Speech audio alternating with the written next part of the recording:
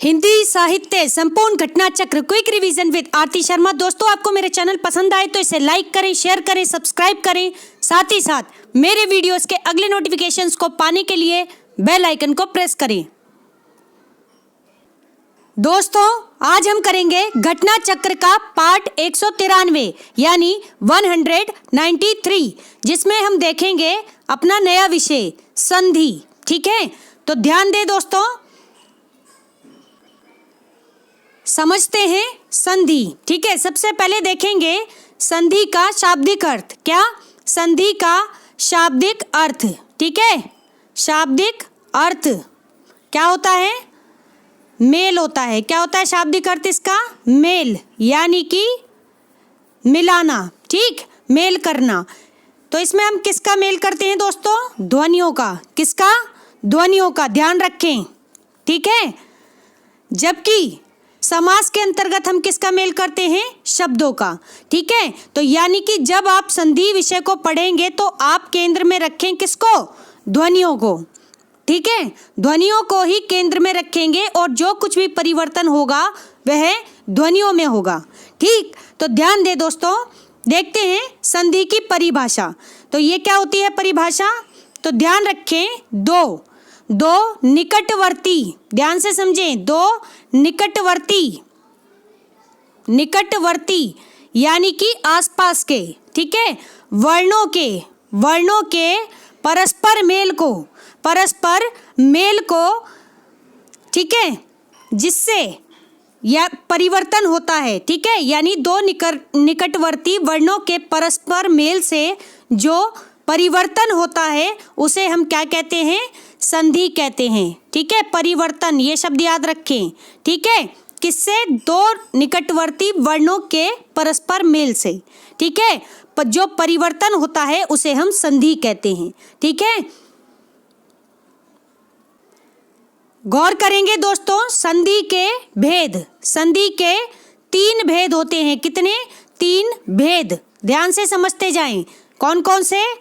ध्यान से सुने। सबसे पहले ये 3 भेद होते हैं दोस्तों। एक स्वर संधि, ठीक है, दूसरा भेद व्यंजन संधि, ठीक है, और तीसरा भेद कौन सा? विसर्ग संधि। विसर्ग संधि, ठीक है, ये 3 विसर्गे इन डॉट्स को बोलते हैं। ठीक है, ये बात ध्यान रखेंगे। तो कितने होते हैं भेद संधि के? एक होता है स्वर, एक स्वर संधि, एक व्यंजन संधि और एक विसर्ग संधि। 3, यानी कि जो संधि विषय है वह किसके इर्द गिर्द रहेगा? तो रहेगा स्वर, व्यंजन और विसर्ग के इर्द गिर्द। ठीक है, हम केवल इसमें ध्यान जिस पर देंगे उस पे देंगे। क्या है वो? एक तो स्वर, दूसरे व्यंजन, तीसरे विसर्ग। बस ये 3 बातें ध्यान रखें आप।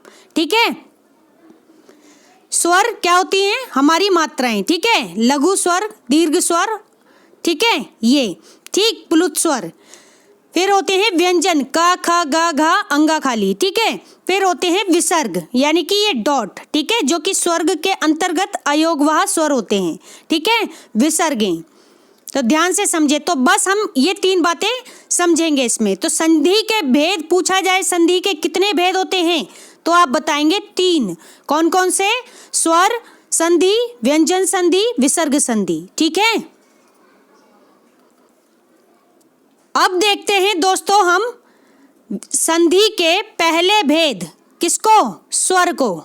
ठीक है, स्वर संधि को। अब इस स्वर संधि के भी 5 भेद होते हैं। कितने? 5 भेद होते हैं। ये संख्या याद रखेंगे। पूछा जा सकता है कि स्वर संधि कितने प्रकार की होती हैं या इसके कितने भेद होते हैं, तो आप बताएंगे 5। कौन कौन से? ध्यान से समझें। 5 भेद स्क्रीन पर देखेंगे दोस्तों। ठीक है, सबसे पहला भेद है इसमें कौन सा? सबसे पहला भेद है दोस्तों दीर्घ संधि। ठीक है, दीर्घ संधि, दा थोड़ा ठीक से बना लें, दीर्घ संधि। फिर है गुण संधि। कौन सी? गुण संधि। फिर है वृद्धि संधि। ठीक है, और इसके बाद है दोस्तों यड़ संधि। कौन सी? यड़ संधि। फिर है अयाधि संधि। कौन सी? अयाधि संधि। ठीक है, तो ये स्वर के 5 भेद हैं या 5 रूप हैं, 5 प्रकार हैं। कौन कौन सी? दीर्घ स्वर संधि, गुण स्वर संधि, वृद्धि स्वर संधि, यण स्वर संधि, अयादि स्वर संधि। इसको ऐसे प्रोनाउंस करें जिससे कि चीजें दिमाग में बैठ जाएं। ठीक है, दीर्घ का मतलब क्या होता है? जहां पर बड़ी मात्राएं होती हैं दोस्तों। ठीक है, इसकी पहचान ये रहेगी कि जो आपके सामने दिए गए शब्द हैं उनमें कैसी मात्राएं होंगी? बड़ी मात्राएं। ठीक है, बड़ी मात्रा ध्यान रखेंगे, बड़ी। ठीक है, बड़ी मात्राएं। जैसे मैं बोलूं धर्मार्थ। ठीक है, धर्मार्थ इस वाले शब्द में क्या है? धर्मार्थ शब्द में दोस्तों, धर्मार्थ अगर हम लिखें इसको धर्मार्थ, ठीक है, धर्मार्थ, ऐसे तो माँ पे क्या है? बड़े आ की मात्रा है। ऐसे ही एक शब्द हम लें वीरांगना, तो वा पे बड़ी ई की और रा पे बड़े आ की मात्रा और ना पे बड़े आ की मात्रा। तो जहां पर भी कहीं आपको शब्द में बड़ी मात्राएं मिले तो समझ लीजिए कि वह दीर्घ संधि है। ठीक है, अभी शॉर्ट में बता रही हूँ, फिर इसको मैं डिटेल में बताऊंगी। ठीक है, तो ये इतनी बातें आप ध्यान रखेंगे। इसके बाद है दोस्तों गुण संधि। गुण संधि में आप ध्यान रखेंगे 3 बातों को। जहां कहीं शब्दों में, ठीक है, शब्दों के बीच में मात्राएं आए। कौन सी मात्राएं? एक छोटे ए की मात्रा, एक बड़े ओ की मात्रा, ठीक है, सॉरी छोटे ओ की मात्रा, और एक री की मात्रा, री से ऋषि। ठीक है, वहां पर क्या होगा? वहां पर गुण संधि होगी। जैसे कि आपके सामने कोई शब्द आए उसमें आप देखते हैं छोटे ए की मात्रा, छोटे ओ की मात्रा और री से ऋषि। ठीक है, री जैसे महर्षि शब्द है, महर्षि। ठीक है, परोपकार ओ की मात्रा आ रही है, सुरेंद्र ए की मात्रा आ रही है। ठीक है, तो ये हो गई गुण संधि। वहीं अगर हम बात करें वृद्धि संधि, तो वृद्धि संधि की सबसे बड़ी पहचान है कि इसमें बड़े ए की मात्रा आती है। ठीक है, जहां बड़े ए की और बड़े ओ की, कौन सी? बड़े ए की और बड़े ओ की। ठीक है, बड़े ओ की, ये ऊपर डबल मात्राएं। इसका सीधा समझे कि वृद्धि संधि, वृद्धि यानी कि मात्रा में वृद्धि हो गई। ठीक है, मात्रा में वृद्धि हो गई। मात्रा पहले एक थी, अब मात्रा कैसी हो गई? डबल हो गई। ठीक है, जहां मात्राएं आपको डबल दिखाई दें यानी कि बड़े ए की या बड़े ओ की मात्रा, ठीक है, तो आप समझ लेना वो वृद्धि संधि है। ठीक है, और यह स्वर संधि का एक भेद है, रूप है, प्रकार है।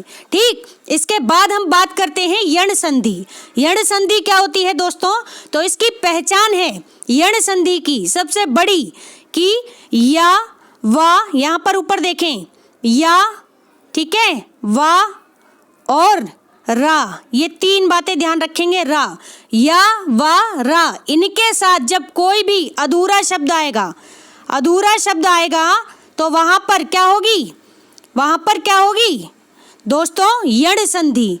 ठीक है, यण संधि। जैसे मैं बोलूं अत्यधिक, ठीक है, अत्यधिक, तो अत्यधिक में आधा ता फिर या आएगा। ठीक है, ये 3 अक्षर याद रखेंगे, 3 वर्ड याद रखेंगे, या, वा और रा। इनके साथ जब कोई आधा वर्ण आएगा तो वहां पर यण संधि होगी। ठीक है, यण संधि। जैसे एक शब्द है अन्वेषण, इसमें आधा ना है फिर पूरा वा है, वा के साथ आधा ना। ठीक, अन्वेषण। ऐसे ही देव्यागमन में आधा वा है फिर पूरा या। ठीक, तो ये हो गई हमारी यण संधि। ठीक है, इसके बाद आती है दोस्तों अयादि संधि। पांचवा रूप किसका? स्वर संधि का, अयादि संधि। जैसा कि शब्द से ही हमें पता चल रहा है, अयादि में जो शुरुआती शब्द है अय, ठीक है, आ और य। ठीक है, इस तरह के अगर उच्चारण आपको शब्दों में मिले, जैसे आए, आए, आई, अव, आव, आवी, अवी, आवी, आवू, ठीक है, इनसे अगर कोई शब्द बन रहा है तो ये शब्द क्या हो जाएंगे? अयादि संधि। जैसे एक उदाहरण लें, एक शब्द लेते हैं हम उदाहरण के तौर पर नयन, नयन। ठीक है, तो ना के बाद फिर अ, फिर या, तो न या न। ऐसे ही गाय, गा में गा को हटा दें तो क्या बनेगा? आय, गाय, गायक, गायक, ग हटा के देखें आयक बनेगा, ठीक है। तो आ और या की साउंड आपको सुनाई देगी, ठीक है। ऐसे ही भवन, ठीक है, भवन में भ को हटाएं तो आ और व अव जुड़ जाएगा, ठीक है। तो भवन, ठीक। भावुक, भावुक में भा हटाकर देखें आवुक, ठीक है। तो इससे पहचाने कि अयादी संधि कहाँ होगी, यानी कि जिनमें अय, आए, ठीक है। कौन कौन से आए, यहाँ एक दो देख लें, आए, ठीक है, आए, ठीक है, अब, ठीक है, अब ऐसे शब्द आए, आई, आव, अवी, आवी, आवु जैसे शब्द आए वहां पर अयाधी संधि होती है, ठीक है दोस्तों। तो ये बातें आप ध्यान रखेंगे, ठीक। तो दोस्तों ये सबसे आसान ट्रिक है, सबसे आसान ट्रिक है आपको स्वर संधियों को समझने की। एक बार फिर से सुनेंगे ध्यान से। हमने पढ़ी सबसे पहले क्या, संधि। संधि क्या होती है, यानी कि जिसका शाब्दिक अर्थ है मेल, ठीक है, ध्वनियों का मेल, ठीक है। दो निकटवर्ती वर्णों के परस्पर मेल से जो विकार यानी कि जो परिवर्तन होता है उसे हम संधि कहते हैं। फिर आई हमने बात करी संधि के भेदों की। संधि के भेद होते हैं दोस्तों तीन। कौन कौन से, स्वर संधि, व्यंजन संधि, विसर्ग संधि। अब हम बात करेंगे संधि के पहले भेद, स्वर संधि की, जिसके अंतर्गत 5 भेद और आते हैं। कौन कौन से, दीर्घ संधि, या ऐसे पढ़ें दीर्घ स्वर संधि, जिसमें हम ध्यान देते हैं किस पर, बड़ी मात्राओं पर। केवल बड़ी मात्रा अगर होगी शब्द में तो वह है क्या है, दीर्घ संधि। गुण संधि में जहां कहीं भी आपको छोटे ए की मात्रा, छोटे ओ की मात्रा या फिर री से ऋषि की मात्रा दिखाई देगी वहां पर गुण संधि होगी, ठीक। ऐसे ही वृद्धि संधि में मात्रा सिंगल से होकर क्या हो जाएगी, डबल हो जाएगी। जैसे बड़ा ए, बड़ा ओ, ठीक है। ये मात्राएं अगर आपको शब्दों में दिखाई देती हैं तो क्या है, वो वृद्धि संधि है, ठीक। ऐसे ही दोस्तों अगर आप ध्यान दें, यड़ संधि, चौथा भेद। तो चौथा भेद क्या है, यड़ संधि। इसमें 3 वर्ण आ गए। कौन कौन से, या, वा और रा। ला को नहीं काउंट करेंगे, सिर्फ या, वा, रा। और इनके साथ अगर कोई अधूरा वर्ण आ जाए, ठीक है, अधूरा वर्ण आ जाए तो क्या होगा, यड़ संधि होगी। जैसे अत्यधिक, ठीक है, अत्यधिक, तो ता के बाद क्या आ रहा है, या।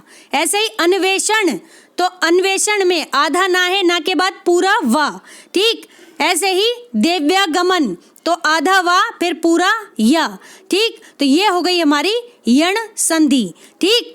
बाकी हम जब प्रश्न करेंगे तो और डिटेल में आप समझ पाएंगे, ठीक।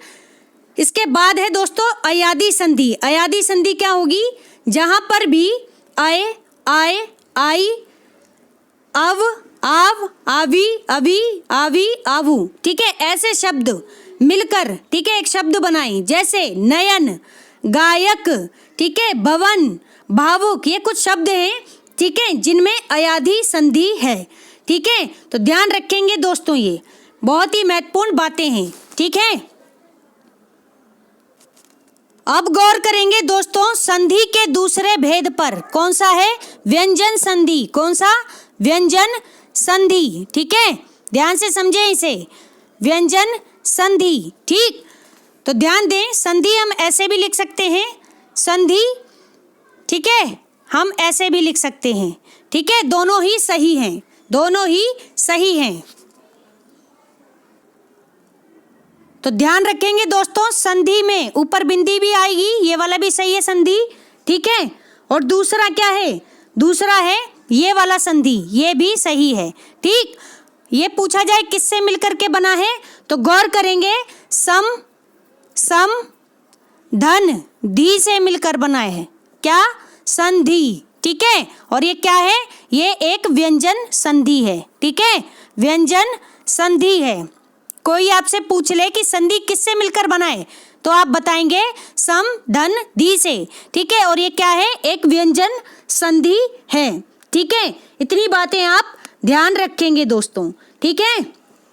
और ये क्या होती है, समास की विलोम होती है, समास की विलोम होती है, ठीक है। यानी इसमें हम विग्रह करते हैं, संधि में क्या करते हैं, विच्छेद करते हैं, सॉरी, और समास में विग्रह करते हैं। समासों का विग्रह होता है और संधि में क्या होता है, विच्छेद होता है।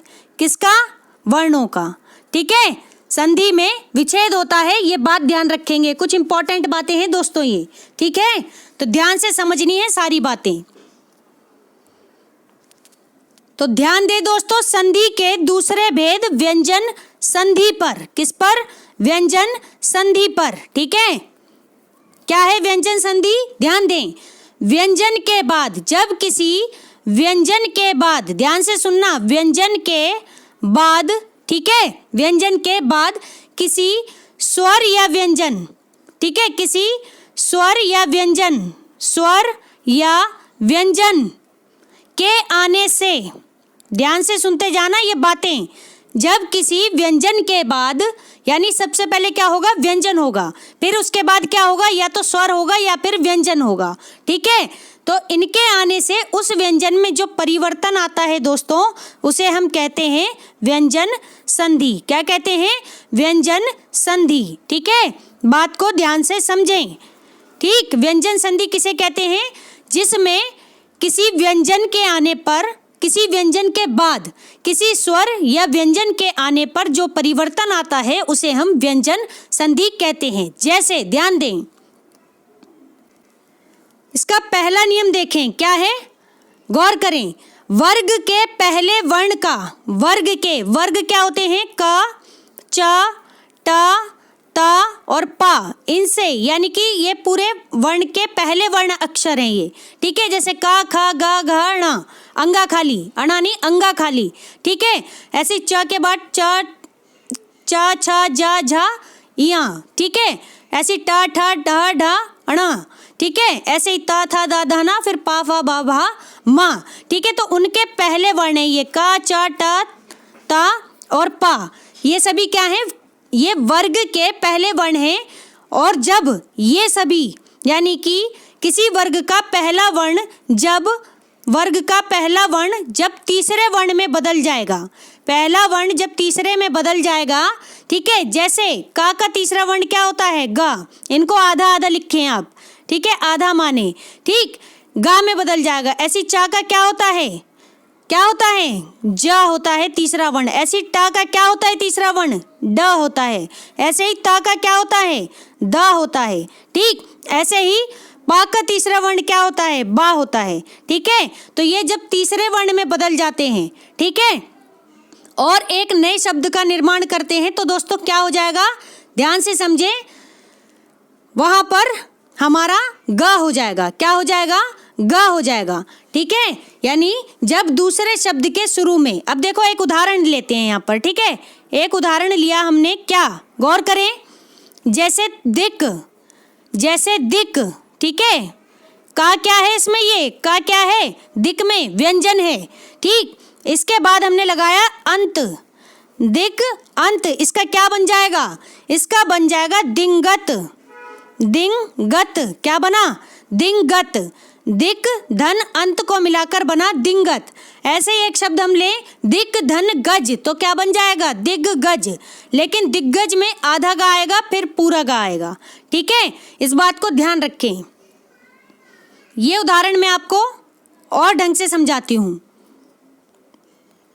इतनी बात अभी आप स्पष्ट रूप से समझ लें कि किसी वर्ग का जब पहला वर्ण तीसरे में बदल जाएगा तो क्या आ जाएगा?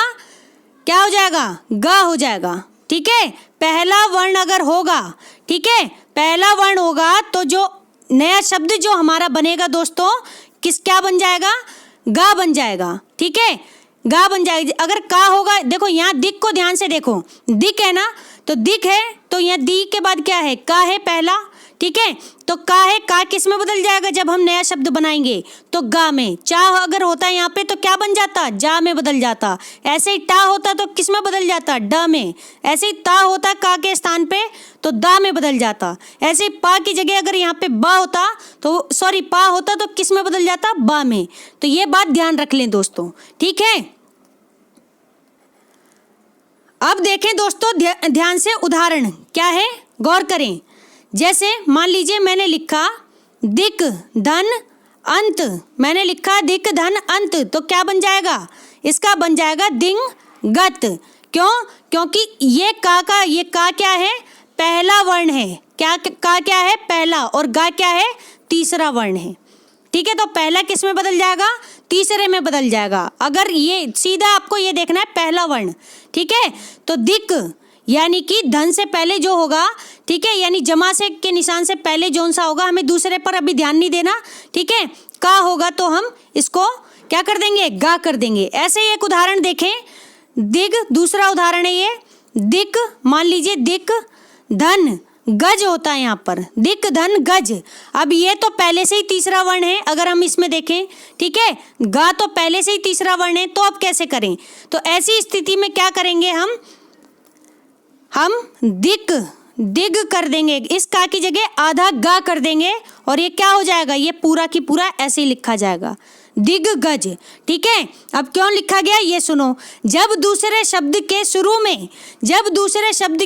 में, दूसरा शब्द कौन सा है, ये अंत। पहला उदाहरण देखें, पहले उदाहरण में जो अंत शब्द है, इसमें पहला शब्द आ हो जाएगा तो पूरा गा आएगा, तो जो नया शब्द बनेगा हमारा, तो ये पूरा गा होगा। लेकिन अगर आ नहीं है, आ के स्थान पर कोई व्यंजन है, ठीक है, तो हमारा क्या हो जाएगा, आधा गा हो जाएगा, आधा गा हो जाएगा। ऐसे गा की जगह मान लीजिए कि यहाँ पे जज होता, ठीक है, जज होता, तो ये क्या बन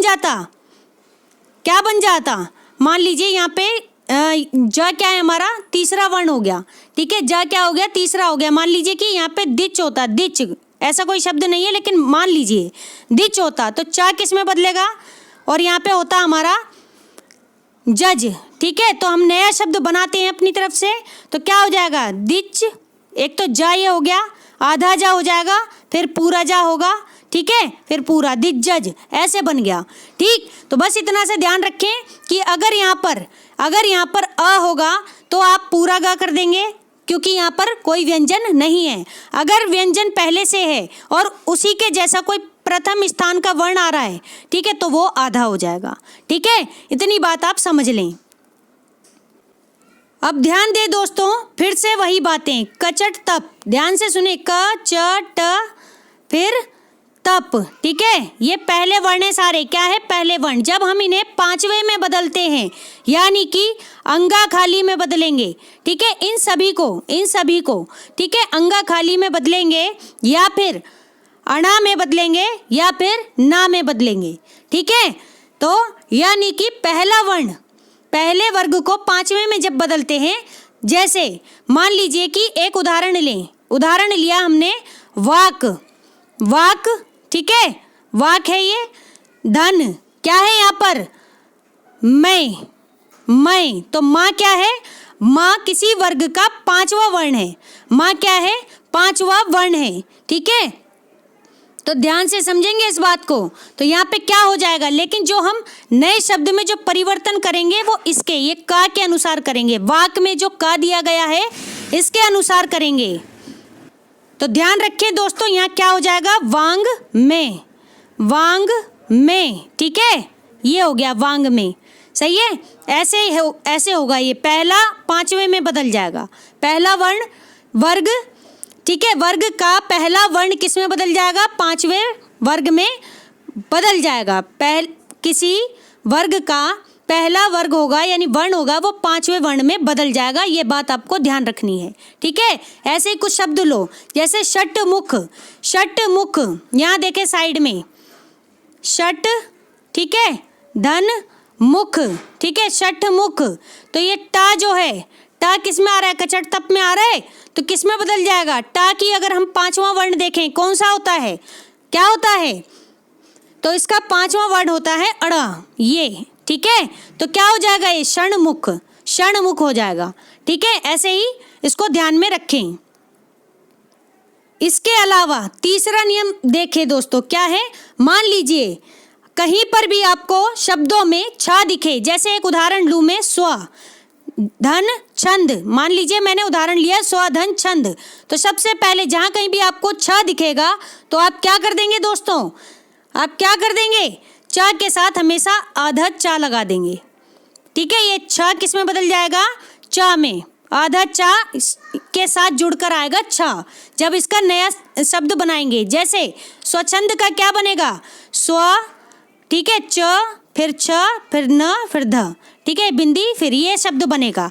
तो जहाँ कहीं भी आपको, ठीक है, जब भी आप संधि करें छा दिखाई दे रहा है तो सबसे पहले उसमें क्या जोड़ दें, चा जोड़ दें, ठीक है। लेकिन ध्यान रहे कि जब आप इसका विग्रह करेंगे तो आप ये चा नहीं लगाएंगे। देखो स्व लिखा है सिर्फ यहाँ पे, ठीक है। चा आप कब जोड़ेंगे, जब छ होगा, ठीक है। ध्यान रखना है नया शब्द बनाने पर। तो अगर कहीं भी आपको दिख रहा है ये, ठीक है, संधि दे दी जाए और पूछा जाए कि इसको कैसे विग्रह करें, तो ध्यान रखना दोस्तों, चा हटा देंगे, बाकी पूरे शब्द रहेंगे।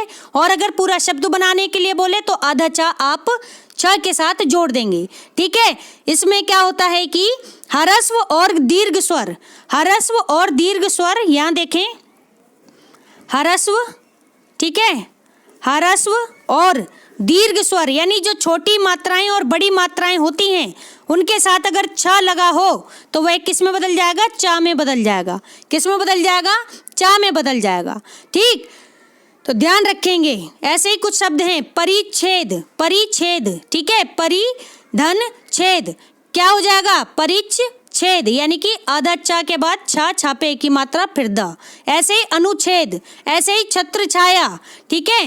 ध्यान रखें, छत्र छाया जब पूरा शब्द बनाएंगे तो छत्र छाया ऐसे बनेगा, तोड़ेंगे तो क्या बनेगा, सिर्फ छत्र धन छाया ऐसे बनेगा, ठीक है। तो ये बात याद रखनी है, छा कभी भी अकेला नहीं आएगा, आधा च के साथ आएगा, ठीक है।